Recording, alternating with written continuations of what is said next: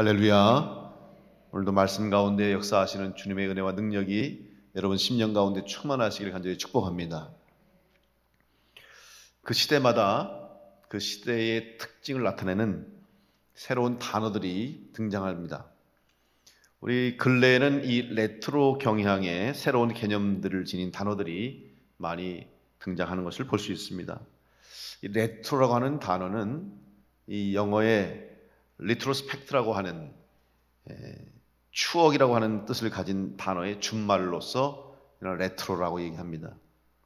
이것은 과거에 존재했고 또 과거에 유행했던 것이 다시 현재에도 또 부각되어서 사람들에게 관심을 갖는 현상을 말하는 것입니다. 특별히 이 레트로의 경향이 최근 들어서는 여러 가지 방면으로 확장이 되면서 새로운 단어들이 또 생겨나고 있죠. 여러분도 들어보신 단어일 것입니다. 뉴트로 혹은 힙트로, 빈트로 이런 단어들이 합성돼서 만들어졌는데 이 뉴트로라고 하는 것은 뉴라고 하는 새로움을 의미하는 단어에다가 리트로를 합쳐서 뉴트로가 된 건데 이것은 리트로에서 한 단계 더 나아가는 것을 의미하는 것이죠.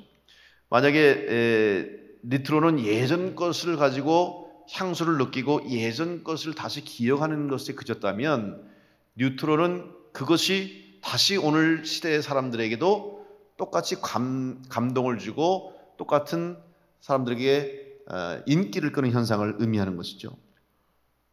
예를 들면 여기 우리 여러분 세대, 우리 세대들이 지금부터 20년 전, 30년 전에 함께 공유했던 그다 당시의 문화, 또 여러 가지 패션, 또 영화, 음악, 예술 이런 것들이 그 시대에 유행했잖아요. 같은 시대를 살아갔던 우리들은 다 기억합니다. 그런데 그 시대에 살지 않았던, 그 시대에 알지 못했던 우리의 자녀들과 후손들, 손자, 손녀들이 20년, 30년이 지났는데 그때 우리가 유행했던 것인데 또 지금 세대가 그것을 보고 유행을 느끼고 또 그것을 보고 좋아하고 열광하면 이것이 바로 뉴트로가 되는 거죠. 더 나아가서 힙트로라고 하는 것은 뉴트로에서 한 단계 진화해서 단순히 예전 것이 다시 복고되고 예전 것을 즐기는 것에 끝나는 것이 아니라 그것이 최신의 유행이 되는 그런 현상을 이제 힙트로라 이렇게 얘기하는 겁니다. 그런 걸 생각해 보면 새 것이 없는 것 같아요. 그죠? 예전에 20년 전에 우리 패션도 그렇잖아요. 예전에 유행했다가 이제는 또 유행이 한풀 꺾이고 잊혀졌다가 또 그때 한참 유행했는데 또 그것이 다시 유행하는 이런 것들을 보면서 이게 돌고 돌아가는 것이 아닌가. 그리고 새 것이 아니라 또 예전 것이지만 또 다시 이렇게 사람들에게 관심을 갖는 것을 보면서 영원한 새 것이 어디 없지 않나 하는 생각을 해보는 것입니다. 오늘 우리는 특별히 개신교인으로서 오늘을 우리가 의미 있게 기념하는 주일입니다. 바로 종교개혁주일입니다. 우리 개신교가 태어나고 개신교가 출발하게 된 바로 기점이 1517년 10월 31일 마틴 루터에 의해서 그가 비텐베르크 성교회라고 하는 교회의 정문에 95개조의 반박문을 게시했습니다. 붙였습니다.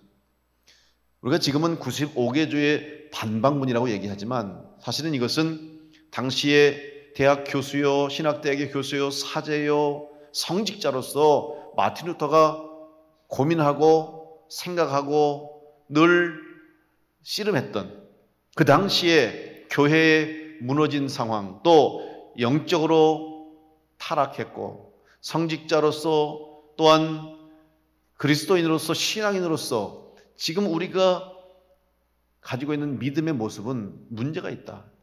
이거는 복음적이지 않고 성서적이지 않고 하나님의 뜻과는 다른 모습을 가지고 있지 않나 하는 그런 평소의 자기의 이 갈등과 영적인 고민을 한번 우리 특별히 학자로서 또 교수로서 성직자로서 한번 이야기해 봅시다. 토론해 봅시다 하는 그런 순수한 의도를 가지고 이제 마틴 루터가 그 문제를 언급한 거예요. 근데 그 당시에 마틴 루터는 이 95개조의 논조를, 질문들을 붙이면서 이것을 통해서 내가 우리 교회를 새롭게 하고 우리 부패한 이 교회를 개혁하겠다. 그러한 거창한 목표와 목적을 가지고 한 것이 아니에요. 순수한 한 사람의 신앙인으로서의 양심을 가지고 그가 정말 그런 마음을 가지고 붙였는데 그것이 그 놀라운 종교개혁이라고 하는 이 위대한 역사를 이루는 불씨가 됐다는 거죠. 하나님이 그를 통해서 역사하셨고 이미 100년 전, 200년 전부터 그런 시도들이 있었지만 이제 그것이 때가 됐기 때문에 이 마틴 루터를 통해서 하나님이 개혁을 시작하게 하신 겁니다. 그런데 이 마틴 루터가 95개조의 반박문 속에서 주장하고 그의 주장의 핵심을 이야기하면 보통 우리는 종교개혁의 5대 원리라고 이야기합니다. 5가지를 이야기하는데 그것이 뭐냐면 첫 번째, 오직 그리스도. 라틴어로 얘기하면 솔루스 크리스투스. 오직 그리스도로. 두 번째는 오직 믿음으로. 솔라 피데. 세 번째는 오직 은혜로. 솔라 그라치아. 네 번째는 오직 성경으로. 솔라 스크립투라. 다섯 번째는 오직 하나님의 영광을 위하여. 솔리데오 글로리아. 이렇게 5가지가 종교개혁의 5대 원리였습니다. 이것을 이제 줄이면 3가지의 핵심이 되는데 그것이 바로 우리가 종교개혁 기념할 때마다 여러분이 늘 들으셨던 말씀이죠. 첫 번째, 오직 믿음으로 솔라 피데, 오직 은혜로 솔라 그라치아, 오직 말씀으로 성경으로 솔라 스크립투라. 이 3가지로 요약할 수 있습니다. 그렇다면 자, 여러분 지금 여러분에게 말씀드린 5가지 핵심 원리나 3가지의 핵심도 보세요. 믿음, 은혜, 성경, 예수 그리스도, 하나님께 영광 돌린다. 이거는 너무나 당연한 거 아니에요? 기본적인 거죠. 기초적인 거예요. 근데 지금 마틴 루터가 누구를 향해서 이걸 외쳤습니까? 당시에 교황을 비롯해서 교황청에 있는 많은 사제들과 주교들과 교회 지도자들에게 이것을 이야기한 거예요. 한번 생각해 보십시오. 그분들이 누굽니까? 누구보다도 성경을 잘 아는 사람들입니다. 누구보다도 믿음을 잘 지키고 큰 믿음을 가졌다고 인정받는 사람들이고 누구보다도 하나님의 일에 힘쓰는 사람들이었어요. 그런데 그들을 향해서 믿음으로 오직 하나님의 은혜로 하나님의 말씀으로 구원받는다고 하는 가장 기본적이고 기초적인 이 기독교의 진리에 대해서 마틴 루터가 주장했다고 하는 것은 무엇을 의미합니까? 그 당시에 교회가 얼마나 무너졌고 그 당시에 영적 상태가 어떠했는가를 우리는 이 마틴 루터의 주장에서 알 수가 있습니다. 다시 말하면 기독교의 가장 기본이며 핵심이 되는 이 내용을 왜 종교개혁의 중심과 핵심으로 삼았을까? 그것은 바로 그 당시에 교회가, 그 당시에 성직자들과 교회 지도자들이 하나님이 주신 사명을 잃어버렸기 때문에, 또 교회가 세상 가운데서 소금과 빛의 사명을 잃어버렸기 때문에 마틴 루터가 이것을 외쳤던 것입니다. 중세시대를 암흑시대라고 말합니다. 종교개혁이 일어나기 이전까지의 상황, 중세시대를 역사 속에서는 흑암시대로 얘기해요. 여러분, 암흑과 흑암은 무엇을 의미합니까? 빛을 잃어버린 상황이에요. 바로 하나님의 복음의 빛, 구원의 빛, 예수 그리스도 통해서 이 땅에 주시는 생명의 빛이 사라졌기 때문에 세상이 어두워졌다. 그래서 암흑시대라고 말하는 것입니다. 왜 어두워졌습니까? 왜 흑암의 시대를 맞이했습니까? 바로 그들은 복음을 잃어버렸고 믿음을 잃어버렸고 은혜를 잃어버렸기 때문에 그 시대를 흑암의 시대라고 칭하게 된 것입니다. 그러면 마틴 루터가 바로 주장한 것이 무엇입니까? 지금 이야기한 모든 것들이 새 것입니까? 아닙니다. 새로운 것이 아니에요. 이미 알고 있었던 것이고 잘 알고 있는 것이고 모르는 사람이 없을 정도로 신앙의 기본이요 기초가 되는 것들을 마틴 루터가 주장했다고 하는 것은 그 귀한 것들을 잃어버렸기 때문에 당시에 교회가 무너지고 하나님의 영광이 가려워지고 세상 가운데 복음의 빛을 비추지 못하는 그런 어두운 상황이 만들어지게 된 것입니다. 잃어버린 것이 문제라고 하는 사실이죠. 따라서 종교개혁은 새로운 것을 주장하고 새로운 것을 만들어낸 것이 아니라 원래의 것, 하나님이 주신 원래의 복음을 회복하고 원래의 교회의 모습을 회복하고 원래 본래의 그리스도의 삶을 회복하기 위한 하나님의 회복의 운동이 바로 종교개혁이라는 사실입니다. 이제 우리는 지금 이 어두운 세대, 특별히 지금 어렵고 힘든 시대, 다시 한번 이 시대 속에서 오늘 우리 교회와 우리들은 과연 믿음을 지키고 있는지, 하나님의 은혜를 받고 살아가고 있는지, 말씀 중심의 삶을 살고 있는지를 돌아보면서 잃어버리지 않도록 지켜야 할 것이 무엇인가를 다시 한번 생각하고, 혹시 우리는 잃어버린 채 우리도 살아가고 있지는 않은지, 종교개혁 당시에 교회가, 성직자들이, 그리스도인들이 온전한 복음과 은혜와 믿음을 잃어버린 채 어두움 속에 빠진 것처럼 우리의 신앙, 오늘 우리의 모습이 과연 잃어버린 자의 모습을 가지고 살아가고 있지 않은지를 생각하면서 오늘 종교개혁주의를 맞이해서 다시 한번 우리가 잃어버려서는 안 될 것에 대해서 생각하며 은혜를 나누고자 합니다. 그러면 무엇을 잃어버리지 말아야 됩니까? 첫째로 우리는 믿음을 잃어버리지 말아야 합니다. 우리는 보통 그리스도인들을 향해서 믿음을 가진 사람들이라고 이야기합니다. 그래서 믿는 사람이라 그렇게 이야기하죠. 교회의 성도로서 신앙생활하는 우리 그리스도인들은 믿음이 있는 사람들입니다. 그런데 왜 우리들에게 믿음을 잃지 말라고 이야기하느냐? 특별히 마틴 루터가 당시에 성직자들과 교회를 향해서 왜 믿음을 강조했느냐? 그들이 믿음이 있다고 생각했고 또 믿는다고 이야기했지만 그 믿음이 온전치 못했다는 것을 의미하는 것입니다. 누가복음 18장 8절에 보면 예수님께서 이런 말씀을 하셨습니다. 그러나 인자가 올 때 세상에서 믿음을 보겠느냐? 그럼 믿음이 의미가 없습니까? 믿음이 필요 없습니까? 그런 의미가 아니에요. 헛된 믿음을 가지면 그 믿음이 아무 소용이 없다. 껍데기는 믿음이 있는 것처럼 보이지만 겉으로는 믿음이 있는 사람처럼 행동하지만 그 믿음이 참 믿음이 되지 않으면 아무리 믿는다고 해도 아무리 믿음의 모습을 가지고 있다고 해도 무슨 소용이 있겠느냐 하는 주님의 책망의 말씀입니다. 헛된 믿음은 참 믿음을 잃어버린 신앙을 가진 사람들의 믿음입니다. 그렇다면 헛된 믿음을 가진 사람들의 영적 상태가 어떠한지를 우리가 잘 알면 우리는 다시 한번 깨어서 믿음을 지키는 자로 살아갈 수 있습니다. 로마서 1장 21절 23절에 보면 하나님을 알되 하나님을 영화롭게도 아니하며 감사하지도 아니하고 오히려 그 생각이 허망하여지며 미련한 마음이 어두워졌나니 스스로 지혜 있다 하나 어리석게 되어 썩어지지 아니하는 하나님의 영광을 썩어질 사람과 새와 짐승과 기어다니는 동물 모양의 우상으로 바꾸었느니라.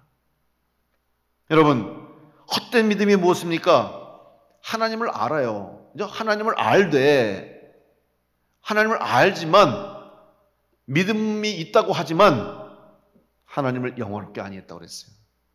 여러분, 하나님을 영화롭게 하지 않았다는 의미는 하나님께 영광을 돌리지 않고 자기의 의를 드러냈다는 말씀입니다. 하나님의 영광을 가로챘다는 것을 의미하는 거예요. 하나님을 최우선으로 섬겨야 함에도 불구하고 하나님 대신 사람들의 공로, 사람들의 의에 관심을 두었다는 겁니다. 여러분, 왜 중세 시대 그 당시에 교회인 로마 카톨릭이 왜 부패했습니까? 왜 마틴 루터가 개혁을 일으켜야 된다고 생각했습니까? 잘못됐다고 왜 지적당했습니까? 하나님의 영광을 가렸기 때문에 그래요. 제가 수년 전에 성지순례 하면서 로마 바티칸 시티를 방문했습니다. 그래서 베드로 대성당을 가본 적이 있어요. 정말 베드로 대성당 대단합니다. 소문으로 말로만 들었는데 제가 막상 가보니까 정말 얼마나 웅장한지요. 겉에서부터 정말 그 베드로 대성당이 너무 아름다워요. 그래서 떨리는 마음으로, 기대에 가득 찬 마음으로 성당 문을 열고 딱 들어갔는데 정말 들어가는 순간 여러분 왜 너무 멋있는 장면, 기가 막힌 장면을 보면 어때요? 나도 모르게 이렇게 탄성이 나오잖아요. 입이 딱 벌어지잖아요. 정말 제가 대성당에 딱 들어가는 순간 입이 딱 벌어졌어요. 얼마나 아름다운 건축인지, 성전이 얼마나 아름답게 지어졌는지요. 그 기둥이 있는데 기둥이 다 그 이탈리아 로마의 대리석으로, 기가 막힌 대리석으로 아름답게 기둥들을 세우고, 그 장식이며 거기에 또 벽화며 뭐 이런 걸 보면 정말 너무너무 기가 막힌 작품들이에요. 그래서 막 들어서니까 막 가슴이 막 뛰기 시작하는 거예요. 막 은혜가 충만해. 성령 충만할 것 같아요. 그래서 이제 대성당을 이렇게 둘러보기 시작하는데 제가 몇 걸음 못 가서부터 실망하기 시작했고, 마음이 아프고 안타깝고 나중에는 화가 나더라고요. 왜 그러냐면, 여러분, 왜 성당을 지었습니까? 왜 교회를 지었습니까? 하나님께 예배하기 위해서 교회 지은 거 아니에요? 그곳에서 해야 할 일이 무엇입니까? 하나님 앞에 예배 드려야 돼요. 예수 그리스도의 이름으로 그곳에서 살아계신 하나님 앞에 예배하고 하나님께 영광 돌리기 위해서 교회를 짓고 예배당을 짓는 거 아닙니까? 그런데 기가 막히게 화려하게 아름다운 건물은 지었지만 하나님을 예배하는 곳이 아니더라고요. 조금 가다 보니까 이곳에는 몇 대 교황, 무슨 주교, 얼마나 많은 사람들의 우상, 그 사람들의 동상을 거기다 세워놓는 거예요, 다. 그리고 그 앞에다가 촛불을 켜고 향을 피우고 절을 해요. 그리고 심지어는 어떤 교황 유명한 사람들은 거기다 관을 갖다 놓고 시신 갖다 놓고 거기다가 또 헌화를 하고 그 앞에서 촛불을 켜고 그러면 복을 받는다는 거예요. 제가 너무너무 실망했어요. 하나님을 예배하는 건지 교황들을 예배하는 건지, 왜 예배당을 세웠습니까? 왜 하나님 앞에 예배하는 곳에 그렇게 많은 사람들의 이름과 사람들의 왜 동상들을 세워놨습니까? 그건 아니잖아요. 제가 나오면서 씁쓸한 마음을 가지고 나왔어요. 이래서 마틴 루터가 이래서 믿음을 이야기했고 이래서 개혁을 외쳤구나.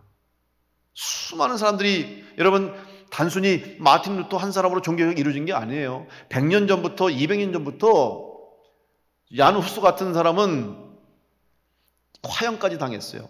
근데 얀 후스가 외친 이 개혁의 내용이요, 100년 지난 후에 마틴 루터가 외친 것과 거의 동일해요. 근데 아직 하나님의 때가 되지 않았기 때문에 그 개혁을 외쳤던, 100년 전에 개혁을 외쳤던 얀 후스는 화형당해서 죽었지만 100년 이후에 이제 마틴 루터를 통해서 하나님이 개혁을 이루셔가는 거죠. 그러니까 수많은 사람들이 그 당시에 잘못된 믿음과 잘못된 신앙에 대해서 이미 깨달았고 그를 외쳤던 사람들이 있었다는 거죠. 그리고 하나님의 때에 하나님의 방법으로 개혁을 일으키신 거예요. 제가 그걸 느낀 거예요. 이래서 하나님 앞에 온전한 예배가 드려지지 못했고 하나님이 영광을 받지 못하시니 그 땅이, 그 시대가 어두워질 수밖에 없지 않았는가. 교회가 교회다운 사명을 감당하지 못하고 성도가 성도다운 삶을 살지 못하니까 어두워진 세상이 된 거예요. 여러분, 지금 사람들은 세상이 어둡다고 이야기합니다. 세상에 소망이 없다고 얘기하고 절망적이라고 얘기합니다. 오늘 우리 교회가 다시 한번 이 세상에 빛을 비추는 소망의 빛이요, 구원의 빛이요, 생명의 빛이 되어야 할 줄로 믿습니다. 바로 오늘 여러분들이, 우리 그리스도인들이 이 땅 가운데 소금과 빛의 사명을 감당해서 어둠을 깨는, 어둠을 물리치는 하나님의 귀한 사역을 감당하는 우리가 되어야 할 줄로 믿습니다. 믿음을 잃어버린 거예요. 하나님을 예배하고 하나님을 믿어야 하는데 사람을 믿고 하나님을 예배하지 않고 우상을 섬기는 것이 됐다는 사실이죠. 자기의 의를 드러내기를 원합니다. 여러분, 자기의 의를 드러내는 사람은 하나님을 최우선으로 섬기지 않습니다. 그러다 보면 결국 그의 마음속에 불평과 불만이 쌓이게 되는 거예요. 그러면 감사를 잃어버리게 되는 거예요. 여러분, 신앙생활에서 감사를 잃어버리면 그 사람은 영적으로 병듭니다. 저는 그래서 감사를 우리 신앙생활의 토양이라고 봐요. 여러분, 좋은 열매를 맺으려면 어떻게 해요? 흙이 좋아야 되잖아요. 아무리 좋은 씨앗을 뿌리고 좋은 종자를 심어도 흙이 좋지 않으면 열매를 못 맺거나 잘못되면 말라 죽습니다. 신앙생활도 똑같아요. 우리의 신앙이 감사의 토양으로 감사하는 삶을 살고 감사가 넘치는 자가 돼야만 우리 가운데 믿음의 열매가 맺혀지고 성령의 열매가 맺혀지게 될 줄로 믿습니다. 감사를 잃어버린 이유가 뭔지 아세요? 하나님께 영광을 돌려야 되는데 자기의 의를 드러내고 싶은 거예요. 특별히 조심해야 할 사람이 누굽니까? 교회의 지도자들, 목사들, 목회자들 조심해야 돼요. 많은 목사님들이 있는데 여러분, 목사님들 중에 종종 가다가 이런 실수를 범하시는 분들이 있어요. 특별히 이제 개척해서 교회를 크게 세우고 교회를 부흥시킨 분들이 본인이 정말 희생했죠. 얼마나 피땀 흘려서 목숨 걸고 목회하신 거예요. 정말 그걸 우리가 인정합니다. 그리고 존경하죠. 그러나 그것도 하나님께서 허락하시고 하나님의 은혜 가운데 그 일을 하신 거지, 그것이 자기의 일이고 자기의 공로라고 생각하는 순간 이거는 하나님의 영광을 가리는 거예요. 절대로 그래서는 안 돼요. 교회 지도자들 마찬가지예요. 장로님들도 그렇고 신앙생활을 오래 한 성도들도 교회에서 자기의 의를 드러내고 자기 공로를 내세우면 그건 하나님의 영광을 가리는 일이 되는 거예요. 여러분, 그렇게 되지 않도록 우리는 늘 더욱 겸손하게 하나님의 은혜를 삼아 믿음 가운데서 또 이 믿음으로 하나님만을 예배하는 성도가 될 때 우리를 통해서 하나님이 영광 받으시고 우리 교회가 이 땅 가운데 빛의 사명을 감당하는 교회가 될 줄로 믿습니다. 여러분, 믿음을 잃어버려서는 안 되는 거예요. 감사를 잃어버리는 순간 믿음이 병드는 거예요. 감사를 중요하게 생각해요. 이제 11월 감사절이 다가옵니다. 참 지난해 코로나 계속되고 올해도 1년 넘게 이렇게 지속되고 있습니다. 이제 위드 코로나 그래서 이제 11월 1일 내일부터 조금씩 일상 회복을 하기 위해서 여러 가지 단계를 이제 시행할 텐데 참 많이 지쳤죠. 힘드시죠. 교회도 많이 힘들고 그러다 보니까 참 고민이 많이 돼요. 목회하는데도 고민이 되고. 올해도 11월 21일이 추수감사절인데 고민 많이 했습니다. 올 추수감사절 과연 어떻게 할 것인가. 작년에는 우리가 코로나 때문에 사랑의 쌀 나눔도 제대로 못했어요. 올해 사랑의 쌀 나눔을 할 것인가. 목사님들과 전사님들과 고민합니다. 성도들이 많이 힘들 텐데 또 이런 상황 가운데 그렇다고 반대로 생각해 보면 힘든 때니까 또 도움이 필요한 사람들이 있을 텐데 교회가 해야 되지 않겠느냐. 어려워도 힘들어도 감사를 잃어서는 안 되겠다. 그런데 제가 한 10여 년 동안 우리가 이 추수감사절 사랑의 쌀을 계속 나눴잖아요. 근데 제가 가만히 보니까 해가 가면 갈수록 사랑의 쌀이 점점 줄어요. 처음에는 많은 성도들이 다 합심해서 열심히 해서 쌀이 상당히 많이 쌓였는데 아마 여러분도 느끼셨을 거예요. 해마다 가면 갈수록 점점점 사랑의 쌀이 줄어들더라고요. 헌금이 점점 이 사랑의 쌀을 하는 헌금이 줄어요. 왜 그럴까? 원인이 뭘까? 여러 가지 생각을 해봤어요. 그러면서 제가 생각하거나 우리가 교육자들이 생각한 거는 여러 가지 원인이 있습니다. 어떤 분들은 쌀이 좀 흔해졌다는 거예요. 왜냐하면 쌀을 많이 여러 군데서 받다 보니까 어떤 분들은 쌀이 남아서 이렇게 다른 분 주시는 분도 있다고. 다 그런 건 아니겠습니다만은 그런 분도 있고 또 쌀만 갖다 주니까 그러면 쌀만 먹냐 밥만 먹냐 이러시는 분도 있다는 거죠. 그래서 우리가 그러면 좋다. 우리가 사랑을 나누고 감사를 나누는데 이왕이면 감동을 줘야 되지 않겠느냐. 그러면 이제 올해는 쌀 대신에 그럼 쌀을 줬으니까 그동안 밥은 있으니까 반찬을 줘야겠다. 그래서 우리 사랑 나눔, 사랑 가득 행복 상자를 만들어서 우리 일상생활에 필요한 그 반찬류가 있잖아요. 그래서 우리가 잘 구입을 해가지고 누가 받더라도 기분이 좋아질 수 있도록. 그래서 우리 교육자들이 한번 다 계산해봤어요. 회의하면서 뭔 엄마 해가지고 야, 내가 만약에 받으면 어떨까? 내가 그 상자를 받으면 어떨까? 내가 받아도 기분 좋겠더라고요. 나도 받고 싶더라고요. 그러면 됐다. 내가 받아서 기분 좋아야, 내가 받아서 감격이 돼야 받는 사람이 감동이 되지. 나는 있으나 마나 하면서 주면서 감사하라면 되겠는가? 그래서 올해는 광고 들으신 대로 그 사랑 나눔 행복 상자로 만들어서 한 박스당 한 5만 원 상당의 여러 가지 종류의 반찬들을 우리가 다 일괄 구매해서 그것을 나누려고 그래요. 여러분, 어렵지만 감사할 수 있어야 우리가 하나님을 향한 믿음을 지키는 성도로 살아가게 될 줄로 믿습니다. 여러분, 감사하지 못하면 믿음을 지키기가 어려워요. 감사가 잃어버리면 불평이 찾아오고 불평이 찾아오는 순간 마귀는 그 틈으로 우리 속에 들어와 우리의 마음을 어둡게 만드는 것입니다. 사랑하는 성도 여러분, 헛된 믿음이 아닌 참된 믿음을 가져가는 성도로 승리하시길 간절히 축복합니다. 새로운 것을 찾기보다는 우리 가운데 주신 이 귀한 믿음, 우리 가운데 허락하신 이 믿음을 흔들리지 않고 잘 지켜내서 잃어버리지 않고 마지막까지 믿음을 지킨 자로 승리해서 하나님께 영광 돌리는 복된 성도를 다 될 수 있기를 간절히 축원합니다. 두 번째, 우리가 잃어버려서는 안 되는 것은 은혜를 잊지 말아야 합니다. 은혜는 구원받는 순간 그리스도인이 되면서 받는 축복의 선물입니다. 우리는 이 은혜로 말미암아 살아가는 사람들입니다. 사도 바울은 말합니다. 로마서 3장 22절 24절 말씀, 곧 예수 그리스도를 믿음으로 말미암아 모든 믿는 자에게 미치는 하나님의 의인이 차별이 없느니라. 모든 사람이 죄를 범하였음에 하나님의 영광에 이르지 못하더니 그리스도 예수 안에 있는 속량으로 말미암아 하나님의 은혜로 값없이 의롭다 하심을 얻은 자 되었느니라. 여러분, 우리는 다 예수 그리스도를 통해서 예수님께서 십자가에서 나의 죄를 대속해서 죽으심으로 우리는 죄사함을 얻고 영생을 얻은 성도가 된 줄로 믿습니다.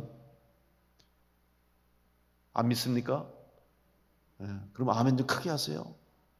오늘은 제가 1, 2, 3분 동안 다 아멘 크게 하네. 여러분들이 아멘 안 하시면 여러분이 안 믿는 것처럼 느껴지면 제가 실망이 되잖아. 네, 속으로 아멘 하셨지만 이왕이면 겉으로 고백하면 아멘 하면 더 은혜가 될 줄로 믿습니다. 네, 그래도 좀 시원찮아요. 네, 고백하세요. 아멘으로. 정말 여러분, 우리는 예수님의 은혜로 구원받은 큰 은혜를 받은 사람인 줄로 믿습니다. 얼마나 감사합니까? 여러분, 이 은혜 때문에 우리가 사는 거예요. 이 은혜 때문에 감사하는 거 아니에요? 누가 여러분을 위해서 죽어줄 사람이 있습니까? 만약 혹시 여러분을 대신해서 죽어줄 사람이 있다면 참 행복한 사람이에요. 혹시 뭐 가족 중에 있을래나? 요즘은 가족끼리도 죽이는 세상인데, 서로 믿지도 못하는 세상인데 누가 나를 위해서 죽어줄까? 그런데 여러분, 우리는 예수님께서 나를 대신해서 나를 위해서 죽어주셨습니다. 얼마나 큰 은혜예요. 우리는 성도로 살아가는 것이 이렇게 큰 은혜를 받고 살아간다는 것을 한시라도 잊어서는 안 됩니다. 이 큰 은혜를 받고도 잊어버린다면 그 사람은 더 이상 구원받은 성도가 아니요, 의인도 아니요, 다시 죄인으로 전락하는 인생이 되고 말 것입니다. 스스로 가치 없는 인생을 선택한 것입니다. 여러분, 값없이 받은 은혜라 할지라도 그 은혜를 잃어버리면 그 사람은 그 순간 값싼 인생으로 전락하게 되어서 죄인의 삶을 살아가게 됩니다. 다시 한번 여러분은 우리의 가치를 잃어버리지 않는 성도를 될 수 있기를 간절히 축복합니다. 여러분의 가치는 바로 예수 그리스도의 생명의 가치를 가진 사람들. 예수님이 여러분을 대신해서 생명을 내어주심으로 우리가 살게 되는 구원받은 이런 가치를 가지고 이 정도의 삶을 살고 있는 거예요. 그래서 그리스도인으로 여러분 자부심을 가지고 나는 예수님이 나를 위해 대신 죽어주셨어. 나는 이런 은혜를 받고 사는 사람이야 라고 하는 가치를 가지고 소중한 하나님의 자녀임을 기억하시고 여러분 담대하며 살아갈 수 있는 우리 성도를 되시길 바랍니다. 한번 옆 사람과 인사하세요. 당신은 참 가치 있는 삶을 살아가고 있습니다. 한번 인사하세요. 그렇게 성의 없게 하지 마시고 정말 진심을 담아서 정말 당신은 가치 있는 사람입니다. 한번 다시 한번 인사하겠습니다. 여러분 정말 그렇습니다. 여러분 한 분 한 분은 주님께서 여러분을 위해서 십자가에서 그 고통의 자리에서 고난을 당하시면서 피와 물을 다 쏟으시고 당신의 생명을 내어주시면서 여러분을 살리시기 위해서 주님께서 십자가에 달리셔서 여러분을 위해서 죽으신 그 주님의 사랑으로 인해 살고 있다는 것을 기억하시고 늘 은혜를 잊지 않고 살아가는 성도로 믿음 생활을 하시길 간절히 축복합니다. 우리는 그런 놀라운 사랑을 받고 사는 사람들입니다. 여러분, 사도 바울이 마지막까지 하나님의 은혜를 잊지 않는 사도로 살았습니다. 여러분, 사도 바울은 왜 위대한지 아십니까? 물론 그의 업적이 대단해요. 이방 민족을 향해서 전 세계로 복음이 전할 수 있도록 가장 위대한 역할을 한 사람이 사도 바울이에요. 그래서 성경에 사도 바울의 편지가 얼마나 많아요. 신약 성경의 절반이. 그리고 사도 바울의 이름이 끊임없이 목사님들의 설교 속에서 교회 역사 속에서 끊임없이 등장합니다. 왜 그랬습니까? 사도 바울이 끝까지 그는 사도로서의 사명을 잃지 않았어요. 이건 사도 바울의 고백이에요. 어떻게 보면 사도 바울이 이룬 업적이 어마어마하기 때문에 사도 바울이 많은 사람들에게 인기를 얻고 또 사람들에게 존경을 받고 그의 이름이 칭찬을 받을 수 있었어요. 그런데도 사도 바울은 끝까지 심지어는 자기 자신을 나는 죄인 중에 죄수요 괴수라고까지 얘기하면서 자기 스스로를 낮췄어요. 고린도전서 15장 10절에 이렇게 고백합니다. 그러나 내가 나된 것은 하나님의 은혜로 된 것이니 내게 주신 그의 은혜가 헛되지 아니하여 내가 모든 사도보다 더 많이 수고하였으나 내가 한 것이 아니요 오직 나와 함께 하신 하나님의 은혜로라. 사도 바울의 고백이에요. 끝까지 순교하는 순간까지 사도 바울은 내 힘이 아닙니다. 내 공로가 아닙니다. 오직 하나님의 은혜로 내가 이 사도의 직분을 감당했습니다 라고 고백하면서 위대한 사역을 감당했던 것입니다. 사랑하는 성도 여러분, 여러분 속에서 하나님이 역사하시는, 여러분을 통해서 하나님이 이루셔야 하는 하나님의 놀라운 은혜가 뜻이 헛되지 않도록 여러분 마지막까지 우리 주님의 부르심을 받는 그 순간까지, 하나님 앞에 서는 그 순간까지 하나님의 은혜를 기억하며 주님의 일에 충성하는, 믿음으로 승리하는, 은혜를 잊지 않는 성도로 살아갈 수 있기를 간절히 축복합니다. 그럴 때 우리가 하나님의 칭찬을 받고 마지막 순간에 잘했다, 수고했다, 위로를 받고 상급을 받게 될 줄로 믿습니다. 은혜를 잊지 않는 성도 될 수 있게 간절히 축원합니다. 세 번째로 우리가 잃어버리지 말아야 할 것이 있습니다. 그것은 바로 하나님의 말씀을 망각하지 말아야 합니다. 하나님의 말씀을 잊어버리지 않기 위해서는 말씀을 가까이 해야 합니다. 우리 인간은 망각의 동물이라고 말하죠. 그런데 여기서 망각은 우리가 깜빡깜빡 잊어버리는 것을 의미하는 것이 아닙니다. 그런 것은 당연한 것이고 자연스러운 것이에요. 그런데 여기서 망각은 프리드리히 니체가 말한 것처럼 인간으로서 당연하게 알아야 할 것들, 당연히 알아야 할 인간의 본분, 그것을 잊어버리는 것이 바로 인간의 부족함이다. 반드시 기억해야 함에도 불구하고 잊어버린 채 살아간다면 그것은 더 이상 인간이 될 수 없다는 거예요. 오늘 우리는 그리스도인으로 잊어버리지 말아야 할 것이 무엇입니까? 바로 하나님의 말씀을 잊어서는 안 되는 것입니다. 하나님의 말씀을 잊지 않는 사람이 되어야 하는데, 하나님의 말씀을 잊어버린다는 것은 관심을 두지 않는다는 것이고 결국 사랑하지 않는다는 것을 의미하는 것입니다. 따라서 하나님 말씀을 잊지 않는 자가 되기 위해서는 하나님을 사랑하는 자가 되어야 합니다. 하나님을 사랑하는 성도로 하나님 말씀을 잊지 않는 성도가 되어야 할 것입니다. 신명기 6장 4절로 9절에 하나님께서 우리에게 명령하십니다. 이스라엘아 들으라. 우리 하나님 여호와는 오직 유일한 여호와이시니 너는 마음을 다하고 뜻을 다하고 힘을 다하여 내 하나님 여호와를 사랑하라. 오늘 내가 내게 명하는 이 말씀을 너는 마음에 새기고 내 자녀에게 부지런히 가르치며 집에 앉았을 때에든지 길을 갈 때에든지 누워있을 때에든지 일어날 때에든지 이 말씀을 강론할 것이며 너는 또 그것을 내 손목에 매어 기호를 삼으며 내 미간에 붙여 표를 삼고 또 내 집 문설주와 밭간문에 기록할지니라. 무슨 말씀입니까? 하나님 말씀을 절대로 떠나지 말고 그 말씀을 잊지 말라고 하나님이 부탁하신 거예요. 이 말씀대로 살아가면 하나님이 약속하신 대로 너희들이 복을 받고 너희들이 하나님의 축복 속에 살아갈 수 있을 것을 하나님이 말씀으로 약속해 주신 거예요. 그래서 유대인들은 지금까지도 이 말씀에 순종하기 위해서 최선을 다하는 노력을 하고 있습니다. 그들은 이 말씀 그대로 하나님 말씀을 가까이 하기 위해서 몸에 테필린이라고 하고 하는 조그마한 가죽 상자된 것을 만들고 그 속에다가 이 신명기 말씀, 쉐마의 말씀을 적어놓은 말씀을 집어넣고 이걸 가지고 몸에 붙여요. 저 종이를 집어넣는데 성경에 뭐라고 그랬어요? 첫 번째 어디에 붙이라 그랬어요? 보면 내 손목에, 그래서 왼쪽 손목에다가 이걸 붙이는 거 보세요. 손목에 붙이고 저 끈이 얼마나 길어요. 그냥 한 번 이렇게 감아도 되는데 칭칭칭 감아가지고 절대로 풀러지지 않고 절대로 떨어지지 않게 저렇게 손목에다가 이 말씀을 묶고 다니는. 또 이마에다가 미간에 붙이라 했잖아요. 저기도 똑같이 그 말씀을 붙이고 살아가는 거예요. 우리도 지금 그렇게 하라는 말이 아니라 그 정도로 저들이 철저하게 하나님 말씀을 가까이 하려고 하는 노력을 했다는 사실은 우리가 칭찬해야 되고 본받아야지 않겠습니까? 말씀을 내 몸에 붙이고 최대한 가까이 하고 늘 말씀을 볼 때마다 생각나게 하고 그 말씀이 내 삶 속에 기준이 되게 하기 위해서 말씀을 가까이 하는 저들의 모습을 볼 수 있어요.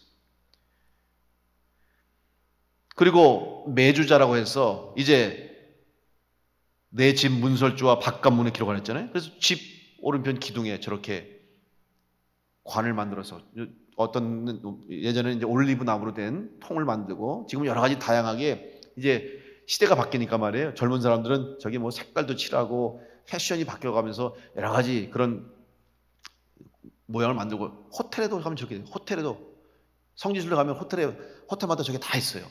출입구 오른쪽에. 그 정도로 철저하게 그 속에 역시 하나님의 말씀을 기록한 그 양피지에 기록한 말씀을 집어넣고 그리고 출입할 때마다 저들이 하는 게 있어요. 행동이 있는데 시편 121편 8절의 말씀 여호와께서 너의 출입을 지금부터 영원까지 지키시리다. 이 말씀을 암송하고 오른손을 들어서 자기 입술에 대고 그리고 다시 말씀에 손을 대면서 내가 이 말씀대로 살겠습니다. 오늘도 이 말씀이 나를 지켜줄 줄 믿습니다라고 하면서 드나들 때마다 이걸 한다는 거죠. 여러분 그 정도로 말씀을 가까이 하려고 애쓰고 노력하는 거예요. 우리는 이것을 본받아야 됩니다. 여러분 얼마나 말씀을 가까이 하십니까? 여러분 얼마나 말씀을 사모하십니까? 말씀을 듣기 위해서 우리가 얼마나 노력합니까? 정말 어떨 때는 일주일을 살면서 성경 구절을 한 번도 읽지 못하고 성경책 한 번 들춰보지도 못하고 지나갈 때가 참 많지 않습니까? 하나님 말씀을 가까이 하라고 하셨는데 매일매일 말씀을 의지하고 살라고 했는데 그 말씀을 잊어버린 채 살아가고 있는 오늘 우리들의 모습을 보면서 여러분 다시 한번 하나님의 말씀을 망각하지 않는 성도로 살아갈 수 있기를 간절히 축복합니다. 하나님의 말씀에 귀를 기울이고 지켜 행하는 것은 순종을 의미합니다. 하나님은 순종하는 자를 기뻐하십니다. 그래서 순종이 제사보다 낫다고 말씀하는 것처럼 하나님 말씀을 지키기를 원하시는 거예요. 순종은 하나님을 향한 믿음의 표현입니다. 순종은 하나님께 대한 사랑의 고백이라고 할 수 있습니다. 하나님 말씀에 순종하기 위해서는 하나님 말씀을 기억해야 합니다. 하나님 말씀에 순종할 때 하나님은 우리에게 인애를 베풀어 주실 줄 믿습니다. 여러분 인애는 히브리어로 헤세드예요. 헤세드는 하나님의 사랑과 은혜를 뜻하는 것입니다. 변치 않는 하나님의 사랑, 영원한 하나님의 사랑, 그 하나님의 은혜와 사랑이 오늘 말씀을 통해서 우리 가운데 임하시고 그 말씀 속에서 우리 가운데 역사하심을 기억하시고 말씀을 망각하지 않고 지키는 성도로 승리하시기를 간절히 축복합니다. 이제 말씀에 순종하면 하나님의 복을 주시는데 그 복은 약속하신 대로 우리의 자녀 손손 대대로 하나님의 복을 허락하신다는 축복이에요. 신명기 7장 11절로 12절에 그런즉 너는 오늘 내가 내게 명하는 명령과 규례와 법도를 지켜 행할지니라. 너희가 이 모든 법도를 듣고 지켜 행하면 내 하나님 여호와께서 내 조상들에게 맹세하신 언약을 지켜 내게 인애를 베푸실 것이라. 여러분 하나님의 말씀을 가까이 하시고 말씀을 사랑하시고 말씀을 들으시고 순종하심으로 하나님의 약속하신 복과 은혜를 누리는 믿음의 성도들로 승리하시길 간절히 축복합니다. 이 말씀을 잊게 되면 잃어버리게 되면 망각하게 되면 영적으로 빛을 잃어 어둠에 빠지게 될 것입니다. 우리의 삶, 우리의 가정, 우리의 가족, 우리의 자녀들 또 우리가 살아가는 이 땅이 어둠에 빠져 길을 잃고 방황하지 않도록 하나님의 말씀을 들은 우리들이 이 말씀을 기억하고 순종해서 하나님의 약속하신 복과 은혜를 누림으로 이 땅 가운데 빛을 비추는 길을 내는 우리 교회와 성도가 되시기를 간절히 축원합니다. 지금 위기가 찾아왔다고 말합니다. 어려움 가운데 있습니다. 한국 교회를 비롯해서 전 세계 교회와 성도들이 이때 필요한 것이 바로 새로운 것이 아니라 우리 가운데 이미 주어진 믿음과 은혜와 말씀을 굳건히 지킴으로 이 마지막 다가오는 시대 속에서 하나님의 영광을 드러내는 교회와 성도로 쓰임받게 될 줄로 믿습니다. 그 귀한 사명을 위해서 다시 한번 여러분 잃어버리지 않도록 굳건히 지키시고 믿음 안에서 하나님의 안에서 은혜 안에서 예수 그리스도의 은혜 통해서 또 말씀의 능력으로 이 세상을 이기며 승리해서 하나님의 귀한 쓰임에 합당하게 쓰임받는 우리 교회가 되시고 그러므로 여러분은 다 약속하신 복과 은혜를 누릴 수 있는 우리 믿음의 성도들 될 수 있기를 간절히 축원합니다. 기도하겠습니다.